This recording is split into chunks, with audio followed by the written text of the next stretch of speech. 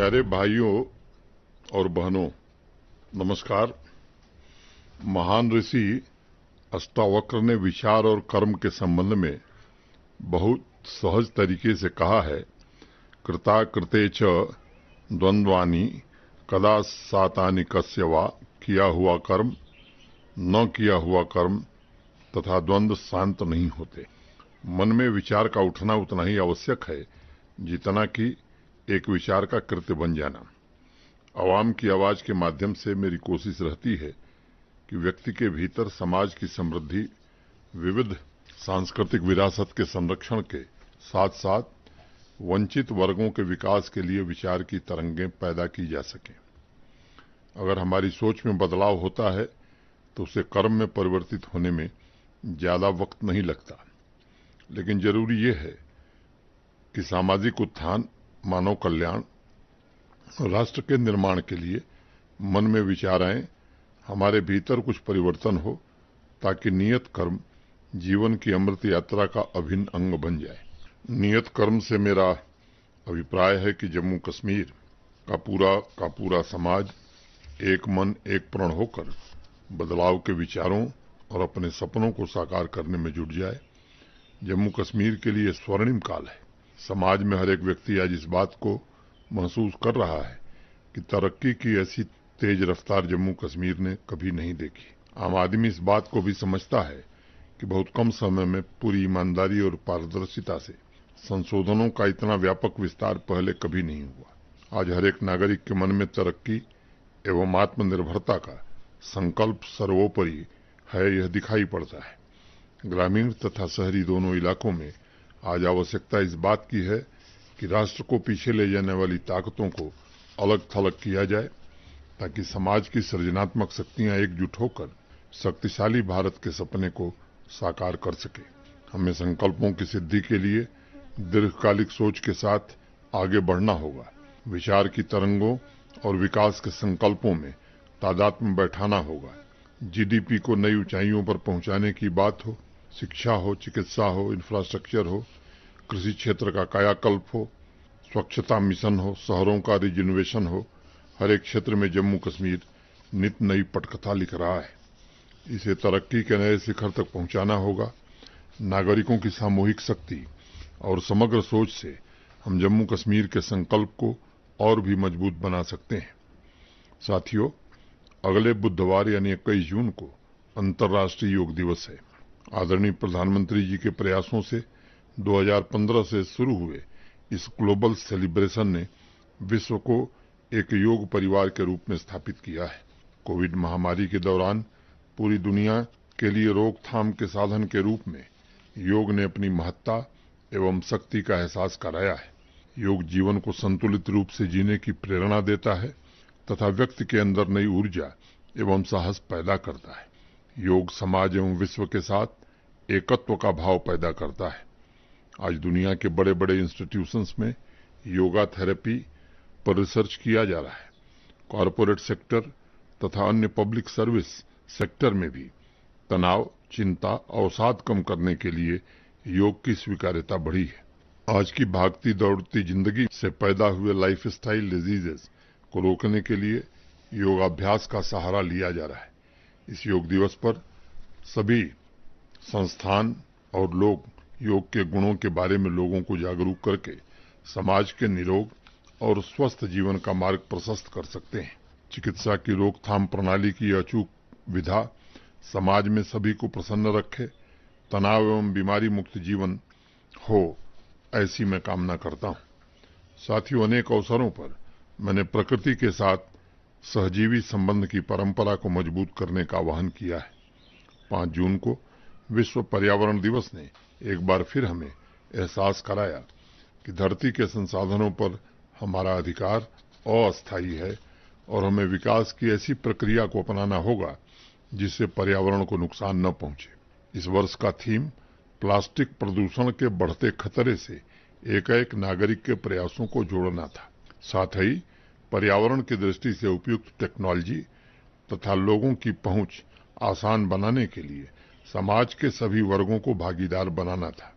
एक ऐसा ही छोटा सा प्रयास सोपोर की बेटी मुफारा माजिद कर रही है। अंडर ग्रेजुएट स्टूडेंट मुफारा माजिद ने पिछले 1.5 साल से सोलर तथा स्टीम ऊर्जा से ऑपरेट होने वाला बोट निर्मित करने के मिशन में जुटी है। अपने छोटे से वर्कशॉप में उसने इसका डिजाइन तैयार किया है और अब वो अपने मिशन को मूर्त रूप देने में जुट गई है। मैं उनके एनवायरनमेंट फ्रेंडली प्रयास की सराहना करता हूं तथा इस इनोवेशन के लिए उन्हें बहुत बहुत बधाई भी देता हूं। छोटे छोटे शहरों और गांवों में पर्यावरण संरक्षण के बारे में चेतना और जागरूकता इस बात को दर्शाती है कि सस्टेनेबल डेवलपमेंट और सस्टेनेबल लिविंग आज समाज की प्राथमिकता बन चुकी है। मैं समझता हूं कि पूरे विश्व में ग्रीन टेक्नोलॉजी की बढ़ती मांग के मद्देनजर सोलर इलेक्ट्रिक बोट जैसे इनोवेशन प्रभावी समाधान प्रस्तुत कर सकते हैं। मुझे इस बात की विशेष खुशी है कि नई पीढ़ी आज सरल जीवन शैली को स्वयं अपना रही है और अपने प्रयासों से समाज को भी पर्यावरण संरक्षण के बारे में जागरूक बना रही है। मैं हायर एजुकेशन डिपार्टमेंट तथा बारामूला डिस्ट्रिक्ट एडमिनिस्ट्रेशन को मुफारा के प्रयासों में हर संभव मदद का निर्देश दूंगा। साथियों, नारी शक्ति एवं उनके संकल्पों की पृथ्वी पर किसी अन्य से तुलना नहीं हो सकती है। इसलिए हमारी परंपरा में कहा भी गया है, नारी अस्य समाजस्य कुशल वास्तुकारा अस्ति, अर्थात महिला समाज की सबसे आदर्श वास्तुकार आर्किटेक्ट होती है। उसका संकल्प, उनकी शक्ति एवं उनका सामर्थ्य राष्ट्र एवं समाज की प्रगति का आधार है। आज वह पूरी क्षमता से विश्व के सामने नेतृत्व और अपनी उपलब्धियों का शानदार उदाहरण प्रस्तुत कर रही हैं। मैंने पिछले महीने जम्मू कश्मीर की बेटी शीतल देवी को para archery world ranking tournament में मेडल जीतने पर बधाई दी थी। आज मैं इस कार्यक्रम में विशेष रूप से शीतल का जिक्र करना चाहूंगा। उन्होंने विपरीत परिस्थितियों से लड़ते हुए अपना एक अलग मुकाम हासिल किया है और देश की तमाम बेटियों के लिए वह प्रेरणा स्रोत भी बन गई हैं। 16 वर्षीय शीतल किश्तवाड़ के एक गांव में बिना हाथ के पैदा हुई थी, लेकिन उनके अंदर एक विलक्षण प्रतिभा थी। वह परिवार पर कभी बोझ नहीं बनी और अपनी पढ़ाई लिखाई तथा सारा काम स्वयं करती थी। उसकी प्रतिभा को इंडियन आर्मी ने पहचाना और मैं विशेष रूप से शहीद मेजर अक्षय गिरीश की माताजी श्रीमती मेघना गिरीश तथा जाने माने फिल्म एक्टर श्री अनुपम खेर साहब का जिक्र करना चाहूंगा, जिन्होंने शीतल को जीवन में आगे बढ़ने और नई उपलब्धियों को हासिल करने का अवसर प्रदान किया। श्री माता वैष्णो देवी श्राइन बोर्ड के स्पोर्ट्स कॉम्प्लेक्स में शीतल की ट्रेनिंग हुई और अपने जज्बे से उन्होंने इतिहास रच दिया। शीतल जैसी बेटियां नए भारत की नारी का प्रतिनिधित्व कर रही हैं और जम्मू कश्मीर की प्रगति में उनके प्रयास नया संबल प्रदान कर रहे हैं। शीतल की सुविधा, ट्रेनिंग तथा अन्य जरूरतों के लिए जम्मू कश्मीर प्रशासन पूरे समर्पण भाव से प्रयासरत है। मुझे अत्यंत प्रसन्नता है कि पिछले कुछ वर्षों में जम्मू कश्मीर में नारी शक्ति को अनुकूल वातावरण तथा सभी प्रकार के सपोर्ट सिस्टम प्रदान किए जा रहे हैं, जिससे उनकी प्रतिभा एवं असीम संभावनाओं को पुष्पित होने का अवसर मिला है। महात्मा गांधी जी ने कहा था कि महिला पुरुष की साथी है, जिसमें समान मानसिक क्षमता है। उसे पुरुष कार्यकलापों के छोटे से छोटे क्षेत्रों में भाग लेने का अधिकार है। उसे पुरुष के समक्ष आजादी का समान अधिकार है। रियासी के खेरल गांव की महिलाओं ने district administration, rural livelihood mission तथा जम्मू कश्मीर टूरिज्म के सहयोग से डुग्गर धानी सेल्फ हेल्प ग्रुप द्वारा नारी शक्ति की उपलब्धियों का अप्रतिम उदाहरण प्रस्तुत किया है। रेस्टोरेंट तथा हैंडीक्राफ्ट का मिला जुलाया बिजनेस स्वरूप पौनी ब्लॉक में विमेन एम्पावरमेंट का प्रतीक बन गया है और सभी स्तरों पर महिलाओं की भागीदारी बढ़ाने के प्रयास किए जा रहे हैं। बडगाम की सैयद रक्षा 10 आर्टिजन महिलाओं के सेल्फ हेल्प ग्रुप्स को लीड कर रही हैं। उनके ग्रुप ने डल गेट मार्केट तथा अवसर स्कीम का लाभ उठाकर अपने प्रोडक्ट की मार्केटिंग व्यवस्था को मजबूत बनाया है और मात्र 15 दिनों के भीतर उन्होंने 9 लाख रुपए का रेवेन्यू अर्जित किया है। इस सेल्फ हेल्प ग्रुप ने हैंडमेड प्रोडक्ट के क्वालिटी कंट्रोल पर भी फोकस किया है, जिसकी वजह से डोमेस्टिक तथा फॉरेन टूरिस्ट के बीच उनके प्रोडक्ट्स काफी लोकप्रिय हो गए हैं। जम्मू कश्मीर के कुल 95,324 सेल्फ हेल्प ग्रुप्स में से 59,669 सेल्फ हेल्प ग्रुप्स महिलाएं ही चला रही हैं और विभिन्न बैंकों के द्वारा उन्हें 1275 करोड़ रुपए का क्रेडिट दिया गया है। मैं समझता हूं कि आज जम्मू कश्मीर में महिलाओं द्वारा संचालित जितने भी सेल्फ हेल्प ग्रुप हैं उनमें वैश्विक बाजार में पहुंचने का सामर्थ्य है। हर एक सेल्फ ग्रुप की अपनी ब्रांड पोजीशनिंग है और वही उसकी असली ताकत है। सभी सेल्फ हेल्प ग्रुप को अपने सामर्थ्य को पहचान कर ब्रांडिंग पर फोकस करने की आवश्यकता है ताकि उनकी विशेषता और उनकी विविधता उनके प्रोडक्ट्स के लिए मार्केटिंग का अवसर बन सके। सभी स्टेक होल्डर्स, चाहे वो रूरल लाइवलीहुड मिशन के हों, डिस्ट्रिक्ट एडमिनिस्ट्रेशन हो, Jammu Kashmir trade promotion organisation हो, इंडस्ट्रीज एवं कॉमर्स डिपार्टमेंट हो, सभी को इंटीग्रेटेड तरीके से प्रयास करने की आवश्यकता है। सेल्फ हेल्प ग्रुप्स के उत्पाद वैश्विक मार्केट के अनुरूप हों, उनकी पैकेजिंग विश्वस्तरीय हो ताकि भविष्य में उनके एक्सपोर्ट की संभावनाओं को भी तलाशा जा सके। आज देश के अनेक राज्यों में इस बात पर बल दिया जा रहा है कि सेल्फ हेल्प ग्रुप से रोजगार भी मिले और ग्लोबल मार्केट में भारतवर्ष का शेयर भी बढ़े। मैं समझता हूं इस सोच के साथ हमें सेल्फ हेल्प ग्रुप्स की ताकत को साकार करना होगा। आज इस कार्यक्रम के माध्यम से मैं रूरल डेवलपमेंट डिपार्टमेंट के मिशन अमृत सरोवर का भी जिक्र करना चाहूंगा। समाज और तालाब के बीच संबंध उतना ही पुराना है जितनी की हमारी सभ्यता है। तालाब समाज की समृद्धि और जीवंतता का प्रतीक है। तालाब का अपना स्वर, अपनी लय है जो समाज के ताने बाने से जुड़ा होता है। अवघट घाट कबीर का भरे सुनिर्मल होए। आदरणीय प्रधानमंत्री श्री नरेंद्र मोदी जी के आह्वान पर जम्मू कश्मीर में ग्राम पंचायतों ने मिलकर 2428 अमृत सरोवरों का निर्माण एवं जीर्णोद्धार किया है। इनमें से कुछ अमृत सरोवरों को केंद्र में रखकर रूरल डेवलपमेंट डिपार्टमेंट ने एक पुस्तिका का प्रकाशन किया है। लोगों को ये जानकर शायद हैरानी होगी कि जन भागीदारी से किए गए उनके काम को देखने अब टूरिस्ट भी जाने लगे हैं। ग्राम पंचायतों से जो आंकड़े इकट्ठा किए गए हैं उसके मुताबिक पिछले कुछ महीनों में 4.5 लाख टूरिस्ट अलग अलग जिलों में इन अमृत सरोवरों को देखने पहुंचे थे। यही नहीं, इन अमृत सरोवरों के निर्माण के दौरान 6 लाख से ज्यादा लोगों को रोजगार का अवसर भी मिला था और आज लाखों परिवारों एवं किसान भाइयों को इन अमृत सरोवरों का लाभ मिल रहा है। प्रकृति की गोद में बसे खानसाही बडगांव के शांत सरोवर को देखने के लिए अब भीड़ जुटने लगी है। तालाब के किनारे पर शान से लहराता तिरंगा ग्रामीणों को नई ऊर्जा, नए संकल्प और नई आकांक्षा प्रदान कर रहा है। इसी तरह पुंछ जिले में नूरपुर दाना का अमृत सरोवर जन भागीदारी की शानदार मिसाल पेश कर रहा है। मैं रूरल डेवलपमेंट डिपार्टमेंट को इस पुस्तिका के हिंदी एवं उर्दू ट्रांसलेशन का निर्देश दूंगा। हमारी कोशिश होनी चाहिए कि यह पुस्तिका सभी पंचायतों तक पहुंचे। अभी 1600 और अमृत सरोवरों का निर्माण होना है। मैं चाहता हूं कि सभी पंचायतों के बीच सबसे खूबसूरत अमृत सरोवर बनाने के लिए स्वस्थ कंपटीशन हो और माई गवर्नमेंट JNK पर ऑनलाइन वोटिंग के द्वारा 3 खूबसूरत अमृत सरोवरों का चयन कर उन्हें स्वतंत्रता दिवस पर सम्मानित किया जाए। विश्व पर्यावरण दिवस पर beat the plastic pollution theme पर पूरे जम्मू कश्मीर में जन जागरूकता का अभियान चलाया गया था, लेकिन इस संवेदनशील विषय पर एक दिन का अभियान काफी नहीं है। इस दिशा में लगातार काम करते रहने से ही गांव एवं शहर की तस्वीर बदलेगी। हमें संकल्प लेना होगा कि समाज में प्लास्टिक पॉल्यूशन को समाप्त करने के लिए हम अनवरत काम करेंगे। पिछले कुछ वर्षों में जम्मू कश्मीर में लोगों ने स्वयं इस बात को महसूस किया है कि ईज ऑफ लिविंग के लिए प्रकृति के साथ तालमेल आवश्यक है।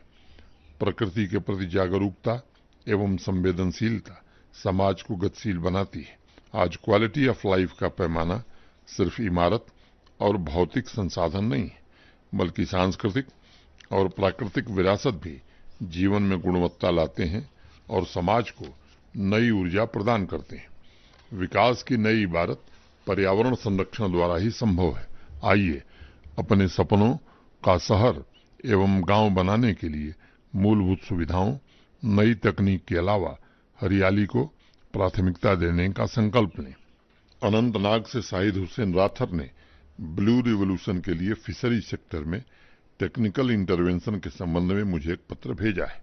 उन्होंने लिखा है कि फिशरी सेक्टर में नदियों से फिश उत्पाद की क्वांटिटी में इजाफा हुआ है, लेकिन तमाम लेक के पोटेंशियल्स का अभी तक दोहन नहीं किया जा सका है। उनका आग्रह है कि पुराने इंफ्रास्ट्रक्चर, इनब्रीडिंग डिप्रेशन, स्पेसीज की वैरायटी संबंधित चुनौतियों पर भी तत्काल ध्यान दिया जाना चाहिए तथा फिश सीड एवं ट्राउट प्रोडक्शन में मॉडर्न टेक्नोलॉजिकल इंटरवेंशन किए जाएं ताकि इस सेक्टर से जुड़े लोग सस्टेनेबल फिश फार्मिंग पर फोकस कर सकें।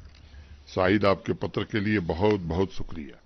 मैं आपके सुझावों के माध्यम से सभी नागरिकों को बताना चाहता हूं कि होलिस्टिक एग्रीकल्चर डेवलपमेंट प्रोग्राम पर पिछले साल जब चर्चा शुरू हुई थी, तब मैंने इस बात का जिक्र किया था कि पुराना इंफ्रास्ट्रक्चर और इनब्रीडिंग डिप्रेशन जैसी तमाम समस्याओं की वजह से फिशरी सेक्टर में वह विकास नहीं हो पाया है जिसकी संभावना थी। इसलिए जिन 29 प्रोजेक्ट्स को लागू किया जा रहा है, उसमें फिशरी सेक्टर में टेक्निकल इंटरवेंशन पर विशेष बल दिया जाएगा। मैं इस कार्यक्रम को सुन रहे सभी किसान भाइयों से भी कहना चाहता हूं कि वर्तमान में चल रहे किसान संपर्क अभियान में हम उन्हें 4 मुख्य बातों की जानकारी दे रहे हैं। पहला, हम जेनेटिकली अच्छी वैरायटी की फिश सीड इंपोर्ट करेंगे। फिश रियरिंग यूनिट की स्थापना की जाएगी। क्लस्टर मोड में नई हैचरीज स्थापित की जाएगी तथा प्रोडक्शन एवं पोस्ट हार्वेस्ट मैनेजमेंट के लिए आवश्यक संसाधन निर्मित किए जाएंगे। हमारा लक्ष्य सीड कास्ट में 30% कमी करना है और सर्वाइवल रेट को 35% बढ़ाना है ताकि अगले 5 साल में हम टोटल फिश प्रोडक्शन को दुगना कर सकें और किसान भाइयों की आमदनी में 100% बढ़ोतरी हो सके। किसान संपर्क अभियान के दौरान सभी अधिकारी क्लस्टर, रियरिंग यूनिट तथा हैचरीज से संबंधित जानकारी लेकर किसान भाइयों तक पहुंच रहे हैं। मुझे विश्वास है कि इस सेक्टर में इच्छुक किसान भाई सभी योजनाओं का अवश्य लाभ ले सकेंगे। शाहिद, मुझे बहुत खुशी हुई कि आपने इस विषय पर मुझे कुछ सुझाव भेजे। मैं चाहता हूं कि युवा वर्ग भी इससे जुड़े और जिन 150 इंटरप्राइजेस को स्थापित करने के लिए हम काम करना चाहते हैं, उसकी बागडोर जम्मू कश्मीर के नौजवान संभाले। पिछले महीने G20 समिट के सफल आयोजन के पश्चात मुझे अलग अलग जिलों से अनेकों पत्र प्राप्त हुए हैं। G20 की सफलता का श्रेय मैं जम्मू कश्मीर की आम जनता को देना चाहता हूं। जिस प्रकार आम नागरिकों ने इस आयोजन में बढ़ चढ़कर हिस्सा लिया, उसके लिए मैं तहे दिल से शुक्रगुजार हूं और मैं जानता हूं कि आने वाले कई वर्षों तक यह आयोजन जम्मू कश्मीर के लिए यादगार रहेगा। तमाम नौजवान साथियों, भाइयों बहनों ने टूरिज्म के संबंध में ढेर सारे सुझाव साझा किए हैं। मैं आज विशेष रूप से अनंतनाग से जावेद अहमद तथा मीर इमाद, बडगाम से मुश्ताक अहमद वानी तथा आरिफा आरा, श्रीनगर से अफजल सिद्दीकी, किश्तवाड़ से अभिषेक शर्मा, जम्मू से अर्नब खजूरिया तथा रजौरी से मोहम्मद असलम का विशेष धन्यवाद करना चाहूंगा, जिन्होंने G20 के आयोजन में जनभागीदारी की स्पिरिट को सार्थक किया है। जावेद अहमद ने प्रमुख टूरिस्ट लोकेशन पर इंक्लूसिव टूरिज्म को प्रमोट करने के संबंध में लिखा है।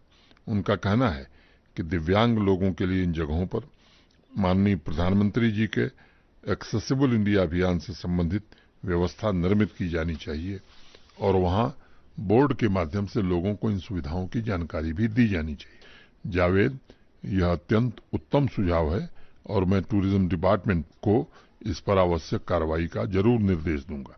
बडगाम से मुश्ताक अहमद वानी ने लिखा है कि G20 का सफल आयोजन अब हमें अपने कर्तव्यों की भी याद दिलाता है।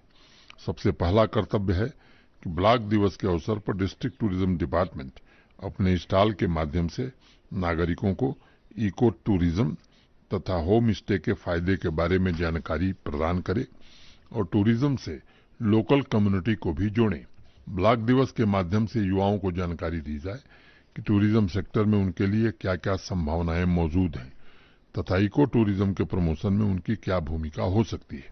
मुश्ताक, आपका यह सुझाव प्रशंसनीय है और यह इस बात को भी दर्शाता है कि आम नागरिकों ने टूरिज्म वर्किंग ग्रुप की मीटिंग को बहुत गौर से फॉलो किया है। मैं आपके इन सुझावों पर डिस्ट्रिक्ट एडमिनिस्ट्रेशन तथा टूरिज्म डिपार्टमेंट को आवश्यक कार्रवाई का निर्देश दूंगा। किश्तवाड़ से अभिषेक शर्मा ने लिखा है कि उनके जिले में कई ऐसे खूबसूरत दर्शनीय स्थल हैं जहां बहुत कम इन्वेस्टमेंट में होम स्टे, टूरिस्ट हब विकसित किया जा सकता है और लिद्दर रिवर में टूरिस्ट के लिए वाटर स्पोर्ट जैसे बोटिंग, राफ्टिंग तथा कायाकिंग का प्रबंध किया जा सकता है। अभिषेक ने अनुरोध किया है कि उनके जिले में टूरिज्म की अपार संभावनाओं पर एक विस्तृत चर्चा की जाए ताकि वहां मौजूद संभावनाओं को साकार किया जा सके। अभिषेक, मैं जानता हूं आपने जिन कार्य योजनाओं और संभावनाओं का जिक्र किया है उससे समाज के सभी स्तर पर काफी सकारात्मक प्रभाव पड़ेगा और ऐसी गतिविधियां स्थानीय आर्थिक व्यवस्था में भी महत्वपूर्ण योगदान दे सकेंगी। आपके सुझावों में G20 का उत्साह और उमंग भी नजर आ रहा है।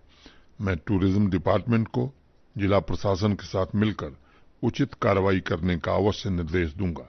साथियों, मैं इस महीने के अनेक सुझावों में जम्मू कश्मीर की शक्ति और नए समाज के संकल्प को अनुभव कर रहा हूं। मुझे खुशी है कि G20 टूरिज्म वर्किंग ग्रुप की मीटिंग ने समाज में नई आशा, नया उमंग, नया उत्साह पैदा किया है। अगर कोई इवेंट प्रेरणा बन जाए तो समाज में बदलाव आने में देर नहीं लगती है। मुझे विश्वास है आपके सुझावों पर प्रशासन के मेरे सभी साथियों को भी और अधिक उत्साह और इनोवेटिव तरीके से काम करने की ऊर्जा मिलेगी। बडगाम से अरिफा आरा ने लिखा है कि G20 की सफल मीटिंग के पश्चात पूरी आवाम को पर्यावरण के अनुकूल प्रोडक्ट्स के बारे में जनजागृति के लिए काम करना चाहिए। अरिफा का कहना है jute bag, corn starch bag जैसे प्रोडक्ट न सिर्फ रोजगार एवं नए बाजार की संभावना पैदा करेंगे बल्कि G20 के दौरान जिस इको टूरिज्म, सस्टेनेबल लिविंग को प्रमोट करने की पहल हमारे देश ने की है उसका केंद्र भी जम्मू कश्मीर बन सकता है। अरिफा ने इस पहल में लोकल बिजनेसेस की सक्रिय भागीदारी के लिए भी लिखा है और प्रशासन से आग्रह किया है कि डिस्ट्रिक्ट लेवल पर इस कार्य को अंजाम दिया जाए। अरिफा, आपके इन सुझावों के प्रति मैं अत्यंत आभारी हूं। मुझे विश्वास है इस अभियान से लोग जुड़ेंगे और उनके प्रयास सफल भी होंगे। जनशक्ति की भागीदारी इको टूरिज्म तथा ओवरऑल सस्टेनेबल टूरिज्म के हमारे संकल्प को संबल प्रदान करेगा। मैं सभी डिस्ट्रिक्ट एडमिनिस्ट्रेशन को जन भागीदारी के माध्यम से इन लक्ष्यों की प्राप्ति के संबंध में कार्य करने का निर्देश दूंगा। मैं मानता हूं आज जम्मू कश्मीर में टूरिज्म से जुड़े संकल्प को पूरा करने के लिए अत्यंत ही अनुकूल वातावरण तैयार हुआ है। दुनिया के शक्तिशाली देशों को भरोसा हुआ है कि जम्मू कश्मीर बड़ी उपलब्धियां हासिल कर सकता है। अनेक देशों के प्रतिनिधियों ने तो यह भी कहा कि उनकी यात्रा अब सिर्फ G20 मीटिंग तक सीमित नहीं है बल्कि वह जल्द ही वापस आकर जम्मू कश्मीर में कुछ वक्त गुजारेंगे। जम्मू कश्मीर के प्रति इस गर्व और सम्मान की भावना ने देश का भी सर स्वाभिमान से ऊंचा कर दिया है। मैं समाज के सभी वर्गों, व्यापारियों, नौजवानों, हॉस्पिटलिटी सेक्टर से जुड़े लोगों का आह्वान करता हूं कि हमें इस अवसर को हाथ से नहीं जाने देना चाहिए। आज पूरी दुनिया जम्मू कश्मीर के साथ जुड़ना चाहती है। ग्लोबल टूरिज्म मैप पर आज जम्मू कश्मीर को उसकी उचित जगह मिल सकती है। हम मिलकर अपने छोटे छोटे प्रयासों द्वारा जम्मू कश्मीर को एक नई शक्ति दे सकते हैं। समाज वास्तविक रूप में एक ऊर्जा है, उसका पुरुषार्थ सही दिशा में लगे इसके लिए हर एक व्यक्ति को सृजन की भावना से काम करना चाहिए। एक छोटी सी कहानी है। इटली के विश्व प्रसिद्ध चित्रकार एवं मूर्तिकार माइकल एंजिलो एक बार चौराहे पर बैठकर अपने हाथों में 3-4 पत्थरों को बार बार उठाकर देख रहे थे। वह उन्हें बड़े प्यार से अपने हाथों से साफ करते और फिर रख देते। फिर वह दूसरा पत्थर उठाकर देर तक देखते रहे, फिर उन्हें साफ करते और रख देते। आते जाते लोग बड़े आश्चर्य से एंजिलो को देख रहे थे। कुछ लोगों ने सोचा कि शायद कोई पागल व्यक्ति है जो चौराहे पर पत्थरों को इतने ध्यान से देख रहा है और उन्हें साफ कर रहा है। थोड़ी देर में कुछ लोगों की भीड़ इकट्ठा हो गई। उनमें से एक व्यक्ति ने एंजिलो को पहचान लिया। उसने वहां मौजूद भीड़ से कहा कि यह व्यक्ति पागल नहीं है बल्कि प्रसिद्ध मूर्तिकार है। तब भीड़ में से एक सज्जन ने कहा कि भाई कमाल है, तुम मूर्तिकार हो, लेकिन यह बताओ इन पत्थरों में से जीवंत चीजें तुम कैसे निर्मित कर देते हो। एंजिलो ने उससे कहा, मैं कुछ भी नया निर्मित नहीं करता हूं। जीवंतता पत्थर में पहले से ही मौजूद है। मैं तो सिर्फ उस ऊर्जा के आसपास जो बेकार चीजें हैं उन्हें छेनी और हथौड़े से काटकर साफ कर देता हूं। और सच पूछो तो मेरा काम सिर्फ कचरे की सफाई का है, क्योंकि मूर्ति तो पत्थर में पहले से ही मौजूद है। इसी प्रकार समाज की ऊर्जा में भी सफलता की मूर्ति छिपी हुई है। हमें मिलकर उन चीजों को साफ करना है जो प्रगति की राह में रुकावट हैं। मैं हमेशा इस बात को कहता हूं कि प्रत्येक व्यक्ति के भीतर जो सामर्थ्य है उसकी कोई सीमा नहीं है। हम उस सामर्थ्य, उस क्षमता का उपयोग कैसे करते हैं यह नितांत आवश्यक है। जिस सीढ़ी से ऊपर चढ़कर शिखर को छुआ जा सकता है वही सीढ़ी नीचे भी जाती है। सृजन की भावना से अगर 1 करोड़ 30 लाख नागरिक जम्मू कश्मीर के गौरव को ध्यान में रखकर अपना योगदान देंगे तो हमें तरक्की का शिखर छूने से, समाज की जीवंतता वापस लौटाने से कोई भी ताकत रोक नहीं सकती। डोडा से अबरार मीर ने जेनरिक मेडिसिन के संबंध में मुझे एक पत्र भेजा है। अबरार ने लिखा है कि हेल्थ डिपार्टमेंट डॉक्टर्स के लिए ट्रेनिंग सेशन आयोजित करे जिसमें इन मेडिसिन के बारे में एविडेंस बेस्ड इंफॉर्मेशन भी उपलब्ध कराई जाए। उनका कहना है कि क्लिनिकल प्रेस्क्रिप्शन में जेनरिक मेडिसिन का प्रमोशन न सिर्फ गरीब तबके के जीवन में नया परिवर्तन लाएगा बल्कि पूरी चिकित्सा व्यवस्था भविष्य में और अधिक सुदृढ़ होगी। अबरार, आपके पत्र के लिए बहुत बहुत शुक्रिया। मैं ट्रेनिंग के विषय पर हेल्थ डिपार्टमेंट को विचार करने का आग्रह करूंगा। जेनरिक दवाओं के संबंध में समाज में चेतना जागृत हो एवं अधिक से अधिक आबादी इस सेवा का लाभ उठाए, इसके लिए जम्मू कश्मीर प्रशासन द्वारा प्रयास किए जा रहे हैं। बहुत कम समय में 227 जन औषधि केंद्र खोले गए हैं और प्रतिदिन 32,000 पेशेंट्स इन जन औषधि केंद्र की दवाओं का लाभ उठा रहे हैं। अगर आर्थिक दृष्टि से देखा जाए तो जन औषधि केंद्र के माध्यम से जम्मू कश्मीर के नागरिकों के 206 करोड़ रुपए की बचत हुई है। अमृतकाल में हमारा लक्ष्य है कि हर जिले में कम से कम 75 जन औषधि केंद्र स्थापित हो सकें और इस कार्य को 2025 तक पूरा कर लिया जाए। समाज के कुछ वर्गों में जेनरिक मेडिसिन की क्वालिटी को लेकर तरह तरह की भ्रांतियों को दूर करने के लिए भी कुछ महीने पहले मास मीडिया तथा सोशल ग्रुप्स जैसे आंगनबाड़ी, सेल्फ हेल्प ग्रुप्स तथा यूथ क्लब के सहयोग से अभियान चलाने का निर्देश दिया था। हमारी कोशिश है कि ज्यादा से ज्यादा परिवार जेनरिक मेडिसिन का लाभ उठा सके। प्यारे भाइयों और बहनों, 1 जुलाई से श्री अमरनाथ यात्रा शुरू हो रही है। इस यात्रा का विशेष और बहुत व्यापक अर्थ है। यह समूची सृष्टि के कल्याण, समाज के सभी वर्गों के उत्थान तथा नए विचारों के आवागमन का प्रतीक भी है। हमारे पूर्वजों ने इस यात्रा की परिपाटी के पीछे एक पूरी व्यवस्था निर्मित की थी ताकि बाबा अमरनाथ के दर्शन लाभ के लिए देश के अलग अलग हिस्सों से आने वाले श्रद्धालुओं का स्वागत, उनकी खातिरदारी पूरा समाज मिलकर एक साथ करे। इससे स्थानीय अर्थव्यवस्था और रोजगार के अवसर भी बढ़ते हैं। हजारों हजार साल से जम्मू कश्मीर का संपूर्ण समाज मिलकर सभी पंथों के अनुयायी एक साथ जुड़कर इस तीर्थ यात्रा में अपने अपने कर्तव्यों को पूरी श्रद्धा से निभाते रहे हैं। मैं जानता हूं आवाम का प्रत्येक वर्ग श्रद्धालुओं की सेवा करने के लिए पूरे वर्ष प्रतीक्षा करता है।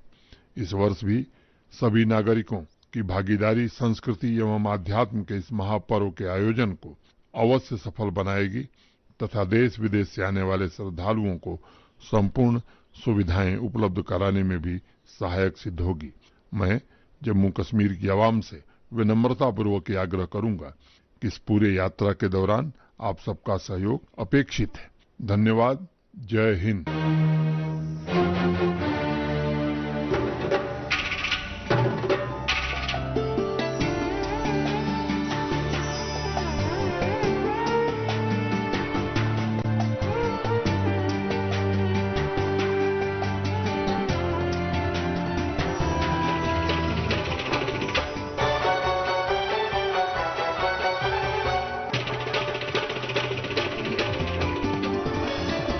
आप देख रहे हैं डीडी कश्मीर, एहसास कश्मीर का।